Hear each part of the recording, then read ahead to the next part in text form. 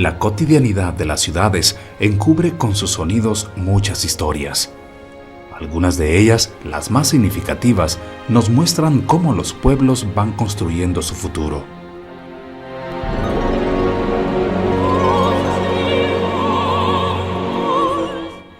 Nacido el 12 de octubre de 1865 en el seno de una noble y antigua familia de origen portugués, Manuel Enrique Araujo pasa sus primeros años en la hacienda El Condadillo, propiedad de su padre, y al igual que sus 7 hermanos mayores, conoce desde muy temprano el amor a la tierra y en especial a la caficultura.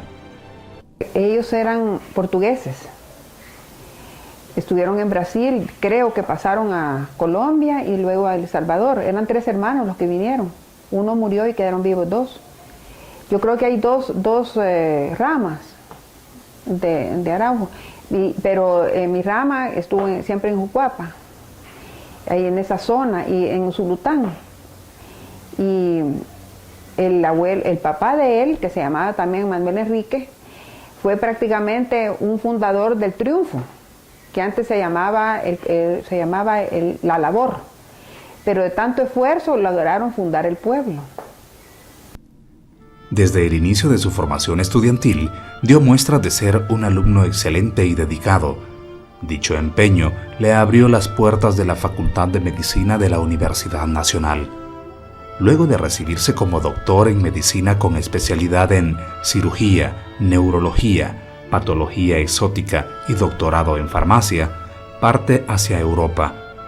En París es objeto de grandes reconocimientos luego de la invención de 2 pequeños pero efectivos instrumentos que facilitarán las labores de parto dentro de los quirófanos europeos de la época.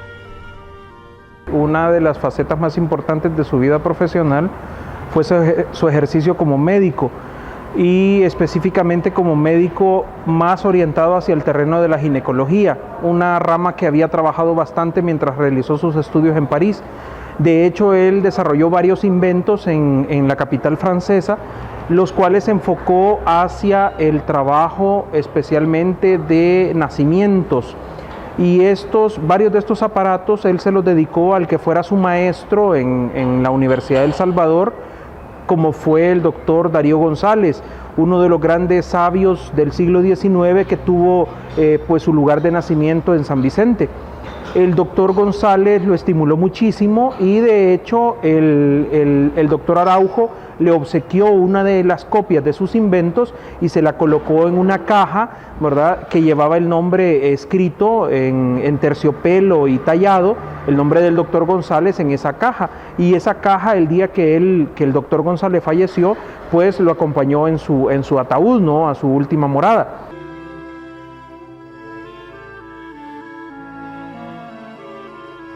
Una vez logrado el éxito profesional, el joven doctor Araujo regresa a El Salvador.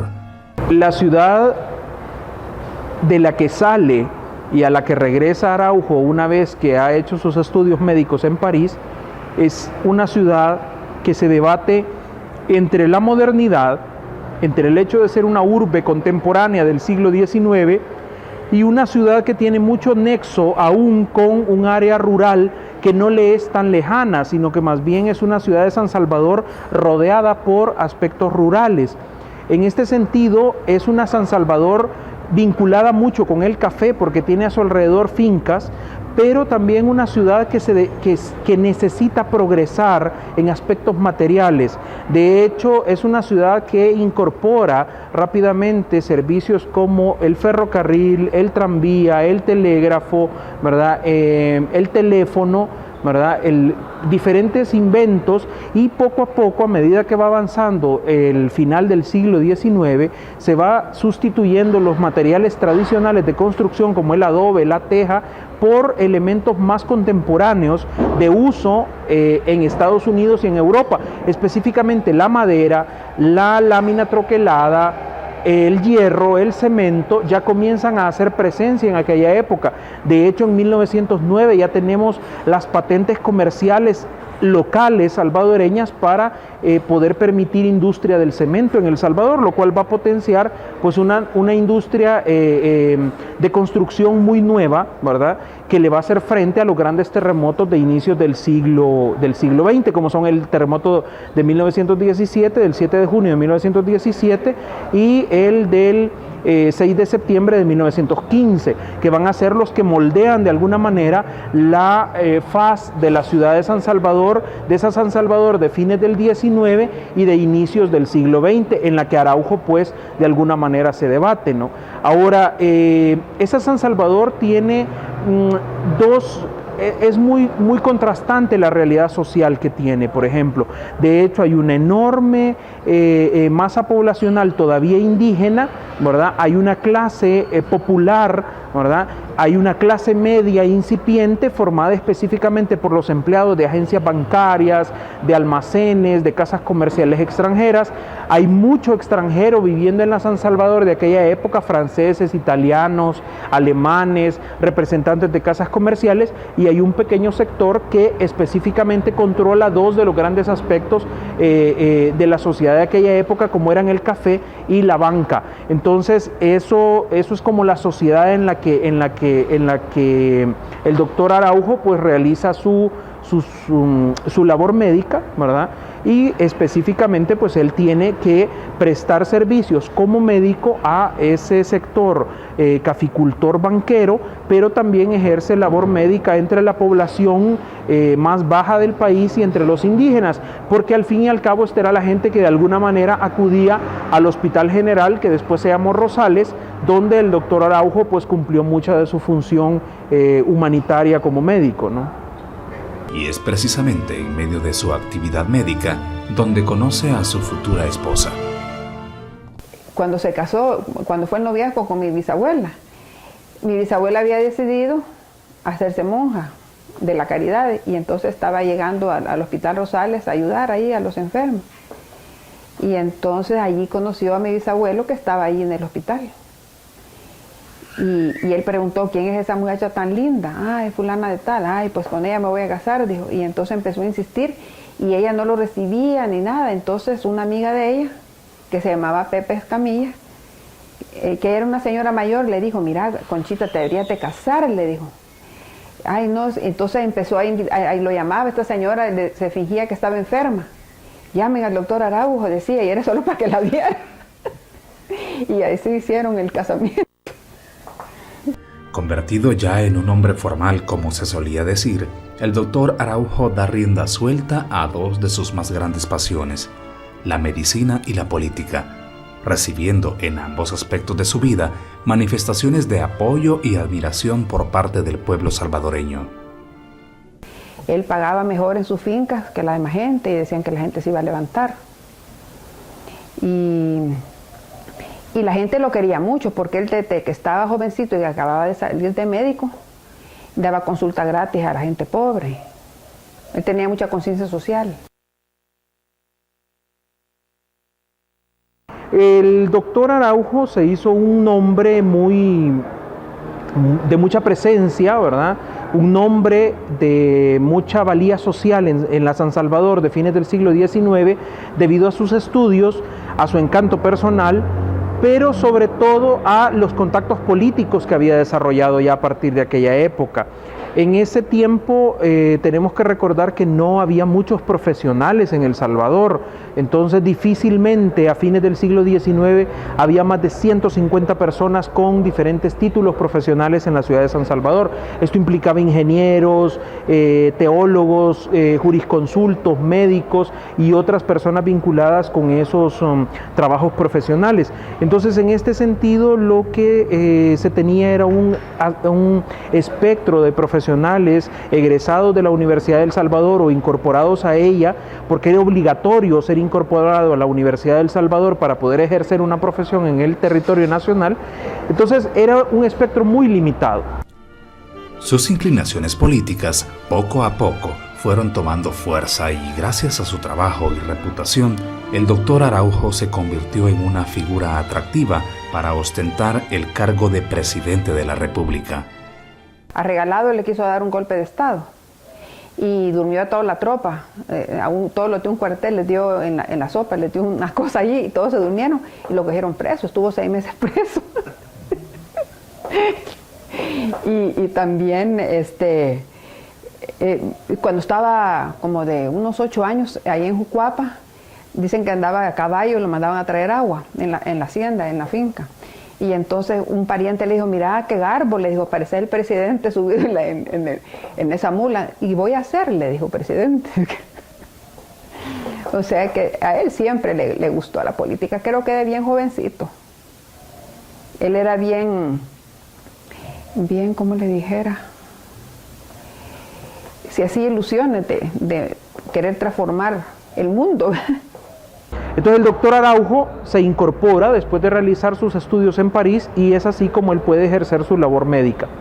Esa labor médica pues obviamente lo llevó a tener varios cargos públicos en el Hospital General, lo que ahora se entiende como el Hospital Rosales, ¿verdad? También fue catedrático de la Universidad Nacional del Salvador, lo que ahora es la Universidad del Salvador, y pues desarrolló varios trabajos profesionales antes de ser postulado, ¿verdad? Para la presidencia de la República, lo cual alcanza en el año de 1911. Ahora, el doctor Araujo le va a dejar durante su presidencia algo que podemos todavía contemplar, es el hecho de que él adquiere, ¿verdad?, una propiedad rural. En aquel entonces era una propiedad rural del barrio de San Jacinto, y esa propiedad rural él la destina para que sea la futura Escuela Normal de Maestros. Esa Escuela Normal de Maestros él no la ve ni siquiera construida, ni siquiera en planos, porque es asesinado mucho antes de que él pueda terminar su presidencia y de que él pueda ver edificada esa obra que él había pensado para el Magisterio Nacional de Varones. Ahora, posteriormente, en el gobierno de su sucesor, de Carlos Meléndez, esa obra es edificada y en la actualidad lo conocemos como la antigua Casa Presidencial en el barrio de San Jacinto. Una vez en el poder y siendo ya el presidente Araujo, da inicio a una serie de reformas en pro del pueblo salvadoreño. Anula, por ejemplo, la infame ley de cárcel por deuda, aduciendo que, si libre alguien no tenía para pagar, preso mucho menos. Crea cuerpos de seguridad efectivos y mantiene una dura posición con respecto al endeudamiento del país con otras naciones, lo que aumentó su aceptación y admiración dentro de todos los estamentos sociales de la época.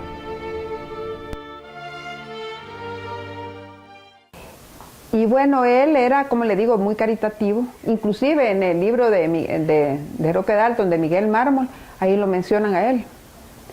Y cuenta que era bien caritativo, de que le ayudaba a la gente y todo, que toda la gente lo quería.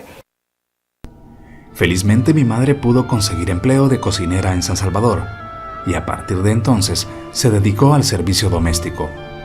Logró hacerse muy buena cocinera y llegó a colocarse en la casa de habitación del doctor Manuel Enrique Araujo, conocido médico de San Salvador, poco antes de que éste fuera electo presidente de la República. El doctor Araujo fue muy bueno con mamá, y en lo que ella estuvo trabajando en su casa, se comió en la nuestra los 3 tiempos.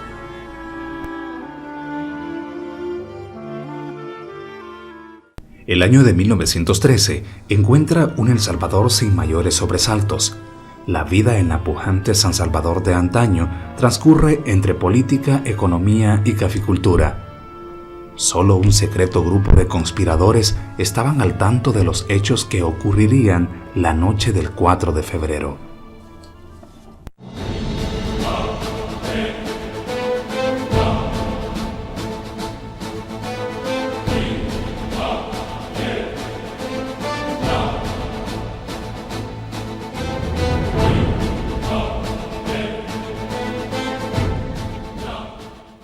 El presidente acostumbraba siempre viajar al centro de San Salvador desde donde se encontrara los días sábados, domingos o algún día de la semana, generalmente miércoles. Él acostumbraba transitar a pie hacia el centro de San Salvador, específicamente hacia el Parque Bolívar, lo que ahora se entiende como Parque Barrios, frente al Palacio Nacional. Y él acostumbraba a escuchar en ese parque conciertos que daba la Banda de los Supremos o de los Altos Poderes, ¿verdad?, como se le llamaba en aquel entonces. Para esos momentos la banda está bajo la dirección del músico napolitano Giovanni Averle, ¿verdad?, que aquí es conocido como Juan Averle, el autor de la música del himno nacional. Y entonces él acostumbraba a sentarse en una de las bancas a escuchar el concierto que daba la Banda de los Supremos o de los Altos Poderes.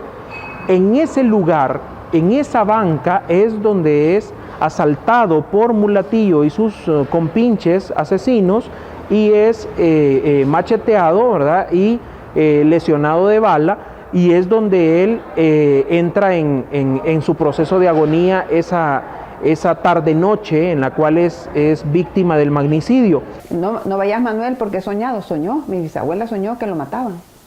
Y cuando oyó el disparo, ya lo mataron. Sí.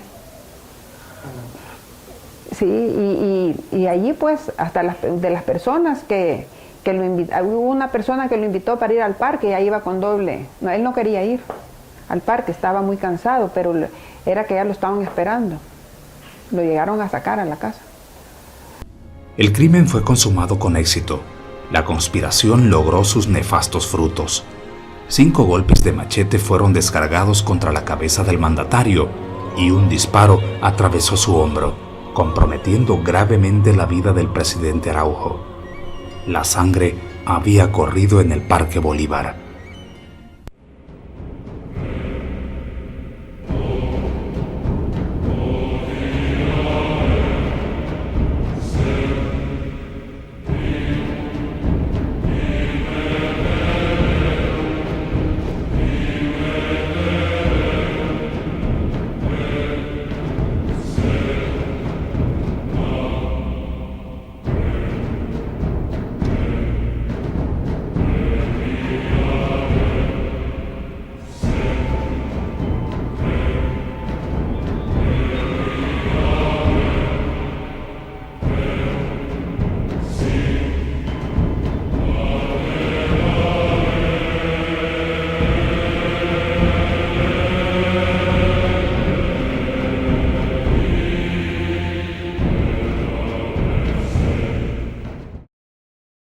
Hay tanta confusión, ¿verdad?, porque el presidente ha sido asaltado y herido de muerte, que la población salvadoreña y la población específicamente de la ciudad capital trata de sobreponerse al impacto que ha significado el atentado contra el presidente de la República. Un caso que hasta ese momento no se había producido en la historia salvadoreña. Había habido atentados contra los vicepresidentes, contra diputados, contra senadores, contra otros funcionarios de la administración pública, pero jamás había habido un atentado directo contra el mandatario o el primer ciudadano de la República. El desconsuelo era general. Cientos de capitalinos pronto demandaron saber sobre la salud del mandatario, y la noticia comenzó a correr como pólvora en el interior de la República. Los primeros informes sobre el estado del presidente Araujo eran alentadores.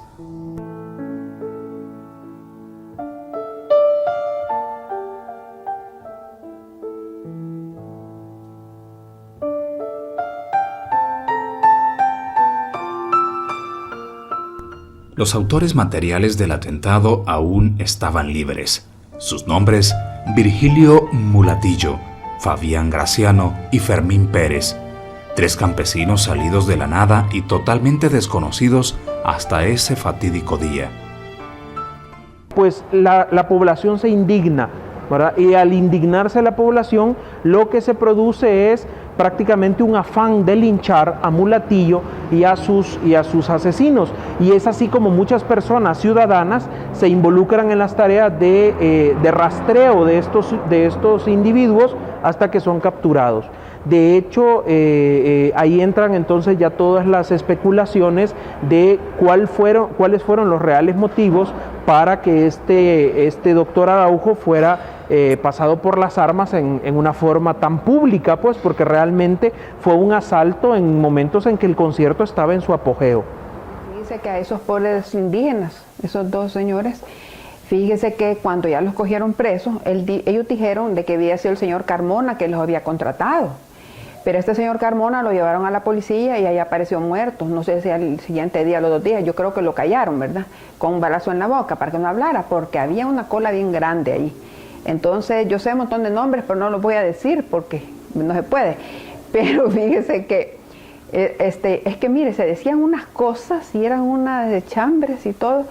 Según declaraciones de los 3 campesinos, quien había estado a cargo de su entrenamiento y manutención era el mayor Fernando Carmona, lo que convertía al militar en una pieza clave del asesinato. Pero su sospechoso deceso dejaría la eterna duda sobre quiénes habían sido los autores intelectuales del atentado. Cuando cogieron, como le digo, preso a Mulatillo, el otro señor, mi abuela y mi bisabuela mandaron cartas al gobierno para perdonarles la vida, porque ellas tenían lástima de esa gente, porque eran unos pobres analfabetas que no sabían ni qué iban a hacer. Y lo estuvieron ensayando en las Tres Ceibas, en una hacienda, Tres Ceibas, aquí camino Sonsonate, y ahí estuvieron ensayando en cocos, para darle bien el machetazo. Fíjese que murió como a los 7 días, yo creo que de la infección, porque estaba bien infectado. Yo creo, dicen, no sé si será cierto, que hasta en un perro muerto lo pusieron, el machete, iba bien infectado. O sea que no querían que quedara vivo, ¿verdad? Entonces a él se le empezó a hacer una gran infección y se murió. Sí, porque sí hablaba y todo después del machetazo. La esperanza de que el presidente Araujo se recuperara del atentado se extinguió a las 4 de la tarde del 9 de febrero, tras una intervención quirúrgica donde fuera asistido por 9 eminencias de la medicina salvadoreña. La muerte le ganaba la batalla.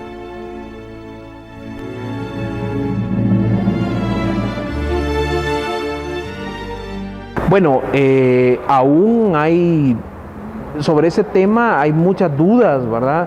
El hecho de que fue un juicio, no hubo un juicio sumario, ni siquiera, simplemente hubo un acto de atraparlos en el campo de Marte, ¿verdad? Lo que ahora es el Parque Infantil de Diversiones, ahí fue atrapado un mulatillo. Aparecieron fotografías de él capturado de su machete con el cual él ejecutó el crimen. Y pues básicamente después las tomas que hay en aquella época son de él y de sus compañeros de asesinato sentados, ¿verdad?, en un paredón y siendo fusilados en ese momento. Eso es un capítulo abierto en la historia salvadoreña. Habría, lastimosamente, no podríamos tener algo así como un cold case de los Estados Unidos, ¿verdad?, como un departamento de investigaciones históricas en la cual se trate de dilucidar cuál fue la verdad de los hechos. Las muestras de dolor y consternación fueron inmediatas. Los periódicos le dedicaron páginas enteras a la noticia, cubriendo todos los aspectos posibles. Más de 15,000 personas acompañaron al presidente a su mausoleo, ubicado en el Cementerio General. El clamor popular repetía a coro una sola frase: «Queremos justicia».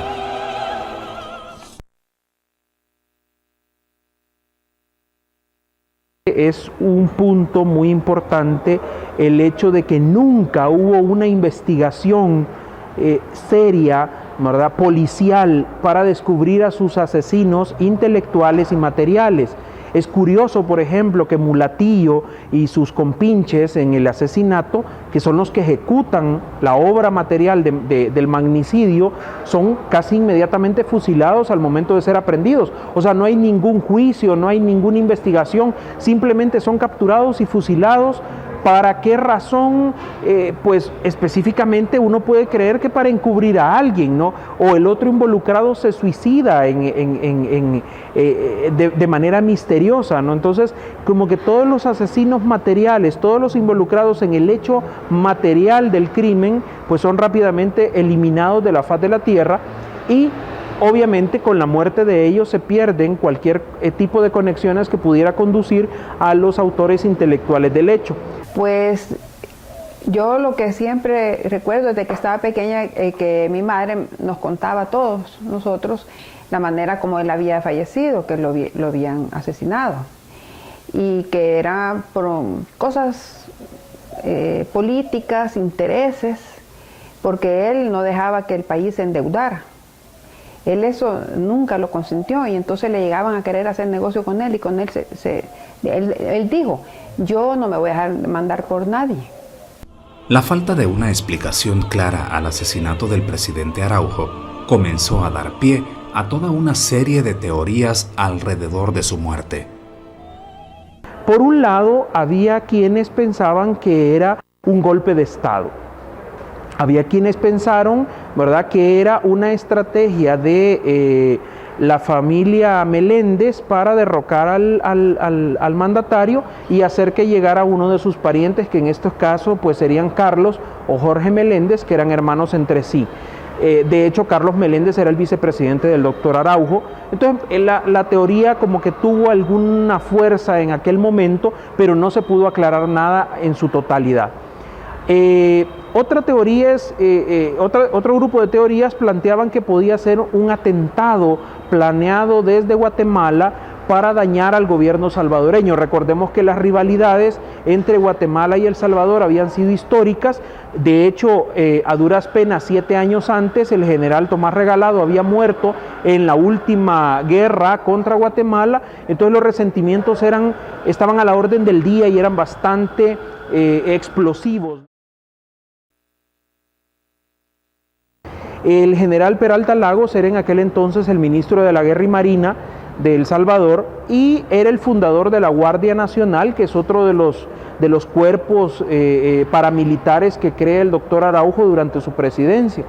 En este sentido, el general Peralta Lagos siempre sostuvo que el presidente había permanecido algún tiempo con vida después del atentado. Entonces, que lo que en realidad había ocurrido era una conspiración, porque esta persona, a pesar de que había estado con vida, no estaba en capacidad mental de poder firmar ningún tipo de documentos. Y sin embargo, 1 o 2 días antes de su muerte, porque él agoniza como 4 o 5 días, 1 o 2 días antes de su muerte aparecen documentos firmados de su puño y letra. Entonces eso significa que alguien había falsificado su firma para poder autorizar decretos y todo eso. Entonces, la teoría de la conspiración es posible y no quita que la conspiración tuviera 2 cabezas como la hidra, ¿verdad?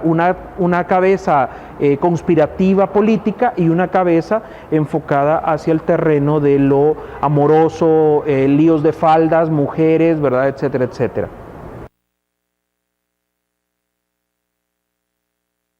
El doctor Araujo estaba muy involucrado con diversas mujeres de la sociedad salvadoreña. Esto tiene un origen real. Su esposa había viajado a Europa y esta mujer estaba adoleciendo mucho de dolencias cardíacas, y el médico que la atendió en Europa le diagnosticó que no tenía que tener sobresaltos en su vida ni ningún tipo de agitación sanguínea, y eso incluyó el sexo. Entonces el presidente quedó privado de eso con la que era su consorte legal, y entonces como que le dio pues vuelo a sus más bajos o altos instintos, ¿verdad?, en ese sentido, y le permitió involucrarse con diversas mujeres a lo largo de su vida anterior y durante su presidencia. Bueno, su presidencia y su martirio, ¿verdad? Ahora, lo que pasa es que en medio de todo eso aparece una figura de una muchacha de la alta sociedad salvadoreña que se entusiasma y se convierte en prácticamente lo que era la amante oficial del presidente, lo cual a su familia, que era una familia de mucho poder económico en el país, no le cayó nada en gracia, y esta mujer es obligada por su familia a irse a vivir a Nueva York, ¿verdad?, donde ella, al enterarse de que el doctor Araujo ha sido asesinado, ella se convierte en morfinómana y muere 2 años después que ha muerto el presidente. El resentimiento social fue tan grande que esta mujer, a pesar de ser de una de las familias más encumbradas del país, es sepultada casi una cuadra abajo, 100 metros abajo de la tumba oficial en el Cementerio General de San Salvador. Entonces, pudiera ser que la teoría de un asesinato por un lío de faldas no esté tan no sea tan inexacta, pero sí puede estar vinculada también que lo aparente sea el lío de faldas y que lo real sea un intento por derrocarlo y por eliminar sus políticas de reforma y de avance del Estado salvadoreño.